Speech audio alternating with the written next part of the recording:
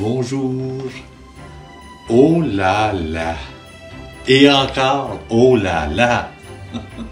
On est rendu au 3e dimanche de l'Avent. Notre préparation vers Noël. J'ai retranscrit le texte de Matthieu, chapitre 11, versets 2 à 11, en dessous, et j'en fais ma réflexion. Cette fois encore, on entend Jean le Baptiste. Jean nous invitait à la conversion et à produire du feu. Cette semaine, on est invité à voir le fruit le plus beau que produire en nous, le mystère de Noël, le mystère de Dieu avec nous. Et que, oui, par la joie. La joie, dans notre vie, suscite en nous la venue du Sauveur, du Rédempteur, de Dieu avec nous, l'Emmanuel. Mais, est-ce qu'on est heureux? Toile, la guerre, les abus, la crise énergétique, l'inflation, c'est la crise. Plusieurs prophètes en parlaient dans la Bible. Il ne faut pas s'étonner que les messages des prophètes ont été mal reçus. Il va à l'encontre de tout bon sens et de toute logique. Le prophète est utopique et certains pensent qu'il trompe les gens par des promesses illusoires. La foi en Jésus n'est-elle pas qu'une illusion? Tant de gens sur la planète continuent de nous le dire aujourd'hui. Oui et oui, il faut être patient.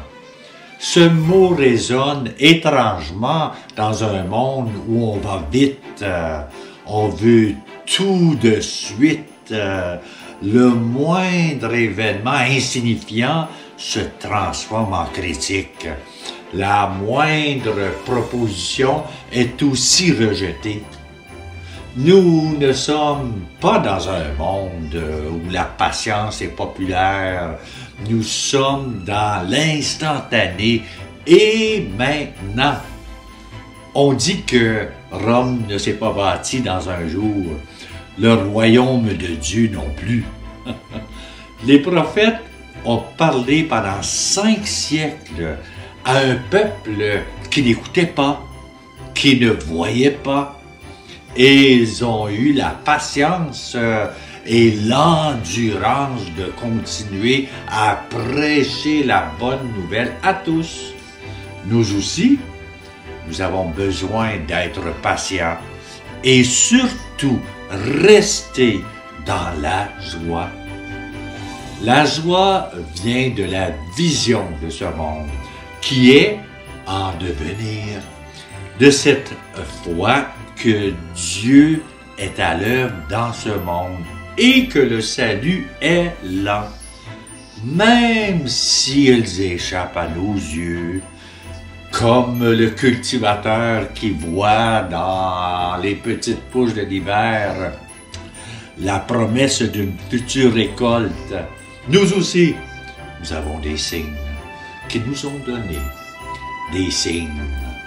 Un enfant dans une crèche, des aveugles qui voient, des sourds qui entendent, des morts qui ressuscitent. Tout cela est autour de nous, mais nous ne le voyons pas, nous ne le comprenons pas. Nous préférons se lamenter. Les signes sont là encore aujourd'hui. Et le monde va mieux aujourd'hui qu'hier. Pour cela, il faut ouvrir ses yeux et son cœur. Il faut sortir de soi-même et s'ouvrir à l'autre, non pas pour juger et condamner, mais pour nous réjouir de ce qui est beau et magnifique en soi et autour de nous. Cela devait être la démarche de chacun et chacune en ce temps de l'Avent. Pourquoi?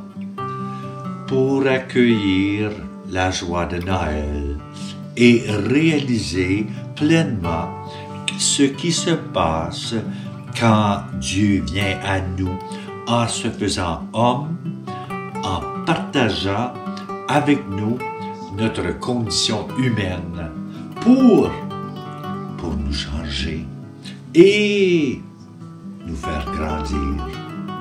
On devrait être heureux, hein, n'est-ce pas? Possible? Et voilà. Il me reste à vous dire encore bonne semaine, bonne suite dans votre préparation vers Noël. N'oublions pas que seul toi et moi, nous pouvons que changer le monde. Bonne journée à toi.